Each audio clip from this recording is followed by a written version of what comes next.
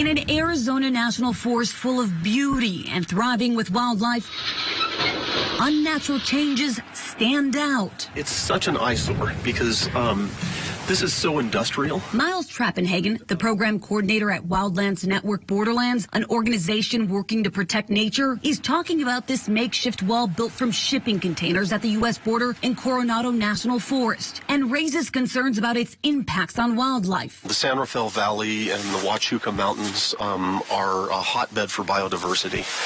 And this is a crucial migration corridor for many species here. The most notable of which is the jaguar. We've had over 100 cameras down here at the border for the last almost 3 years.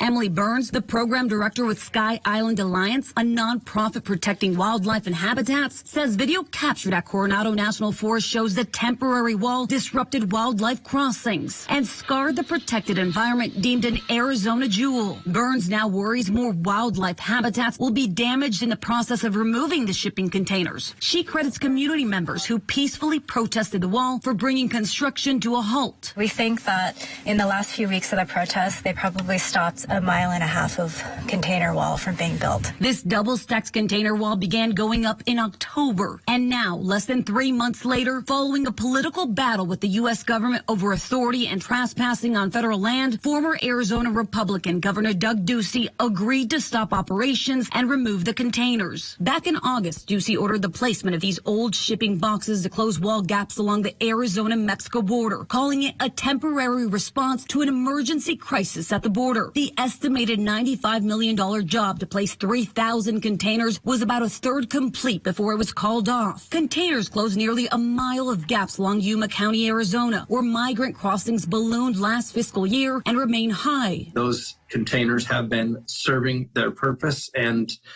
restricting access into the United States. But conservationists say migrant crossings in this forest are uncommon. These double-stacked shipping containers are 22 feet tall, and they have razor wire up top. But some gaps are so wide, anyone can walk through and get to the other side. It's just such a huge waste of taxpayer money. State contracts released to Scripps News by Environmentalists show it will cost taxpayers more than $75 million to remove the containers. It's not serving any purpose other than, making a blight on the landscape and being a political stunt. A stunt some say dates back generations. I study border walls, and I've done so for decades. Kenneth Madsen, an associate professor of geography at Ohio State University, says border walls can help funnel migrants to one area, but overall, he finds them ineffective. Border walls have the appearance of being simple. You put them up, you stop people, but in reality, they're just not as effective as people would like them to be, and they do have a lot of other unintended negative consequences. As heavy machinery moves in to remove containers across the Arizona border, conservationists say they'll be monitoring every move. We're going to be looking at,